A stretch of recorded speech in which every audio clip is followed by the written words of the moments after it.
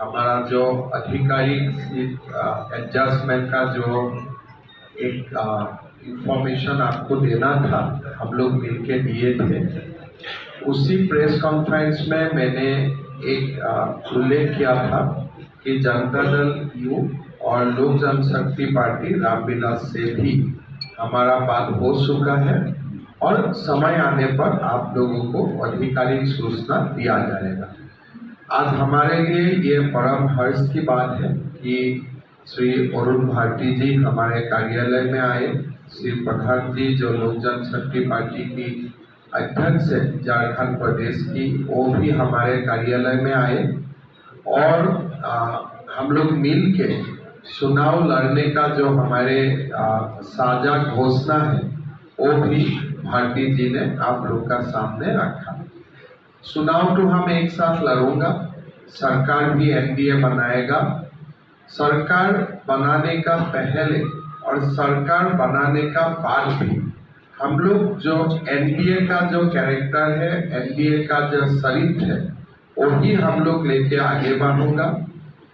BJP NDA का एक घटक दल है, ये हम हमेशा सोच के चलता हूँ। और ये जो सरकार बनेगा झारखंड में, हमारा एनडीए का सरकार बनेगा, यही हमारा सोच है। हमारा ये भी विशेष आग्रह होगा कि हमारा देश का युवा नेता और केंद्र में हमारे मंत्री और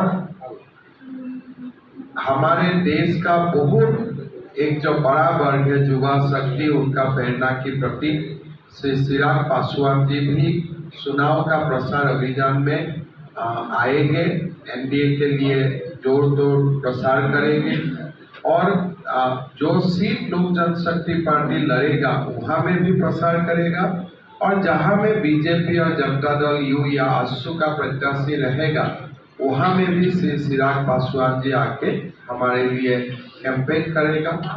लोक जनशक्ति पार्टी ने कम समय में बहुत बड़ा संगठन झारखंड में खड़ा किए थे। रामविलास जी का समय से ही संगठन है, लेकिन मैंने देख रहा था कि झारखंड चुनाव का मद्देनजर रखते हुए चिराग जी ने काफी बार राशि में आए, संगठन को मजबूत किए और जिले मंडल प्रखंड स्तर तक लोक जनशक्ति पार्टी का निर्माण किया। हम लोग दोनों पार्टी और एनडीए के बाकी घटक दल सब मिल के हम लोग ये निर्वाचन को आगे बढ़वाऊंगा, हम लोग निर्वाचन को एक साथ लड़ेगा। आज हमारे लिए खुशी का बात है और मैं मानता हूं कि थोड़ी ही दिन में हम लोग सारे एनडीए का घटक दल एक ही मंच से एक साथ बैठ के हमारा साझा जो घोषणा होगा वो भी आप लोगों का सामने लेके आएंगे। और पुनः एक बार मैं लोक जनशक्ति पार्टी को भारतीय जनता पार्टी से और से बहुत बहुत धन्यवाद देता हूं और चिराग जी ने जो हमारा साथ कोऑपरेशन किया, हमको जो सहयोग दिया, उसके लिए चिराग पासवान जी को बहुत बहुत हम लोग आभार प्रकट करता हूँ। अगर आप लोगों का दो साल कुछ क्वेश्चन है, आप लोग का क्वेश्चन रिपीट कीजिए। पहले चंद्रप्रकाश जी को गिरिडीह दिया, अभी लोजपा को चतरा दे रहा है, तो आपका दिल बड़ा है या कमजोर होते जा रहे हैं? देखिए, बीजेपी ने ये निर्णय किया है कि हम एनडीए को साथ लेके चलेगा।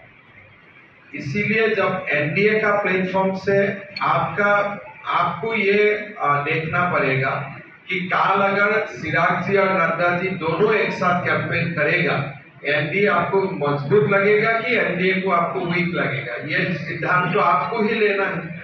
आज अगर चिराग पासवान जैसा नेता हमारे अध्यक्ष जी का साथ पूरा झारखंड का कैंपेन करता है, उससे फायदा किसको मिलेगा? इतना तो आप ही अपना वरिष्ठ पत्रकार है, आपको तो इतना आइडिया तो आपको होना ही चाहिए। लेकिन इसी में जी का जो बिहार में उनमें आपने देखा पासो सीट उन्होंने जीता और 100% स्ट्राइक रेट लेके लोजपा चल रहा है।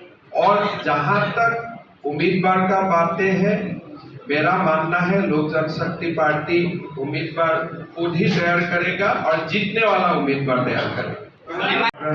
हमारे पार्टी का अध्यक्ष हो, केंद्रीय वित्त मंत्री हो, कोई भी हमारे एक बड़ा नेता आके झारखंड में घोषणा पत्र का रिलीज करेगा।